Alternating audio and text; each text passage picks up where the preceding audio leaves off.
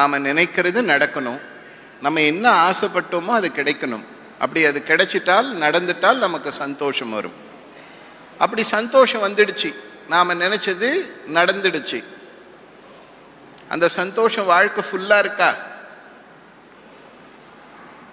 இன்னொரு பொருள் மேலே நமக்கு ஆசை வர வரைக்கும் அந்த சந்தோஷம் இருக்கு.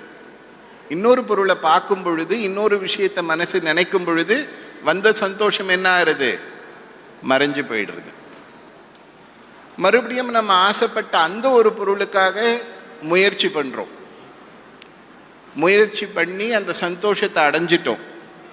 திரும்ப அந்த சந்தோஷம் எவ்வளவு நாள் இருக்கு? இன்னொரு ஆசை வர வரைக்கும் இருக்கு.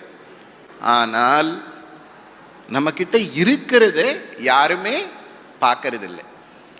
இல்லாத ஒன்று கிடைக்கிறதுக்கு பேரு தான் சந்தோஷம்னு சொல்றோம். நம்ம கிட்ட இருக்கிற நிறைய விஷயங்களே வாழ்க்கைக்கு சந்தோஷத்துக்கு அவசியமானது. ஆனா பெரும்பாலும் சந்தோஷம் அப்படின்னு சொன்னால் நம்ம கிட்ட எது இல்லையோ அது நடந்தால் தான் சந்தோஷப்படுவோம்னு நினைக்கிறோம். ஆனா உண்மையில அது இல்லை சந்தோஷம். சந்தோஷம்ன்றது நம்ம கையில என்ன இருக்கோ அதை பார்த்து ஆனந்தப்படுறது தான் சந்தோஷம்.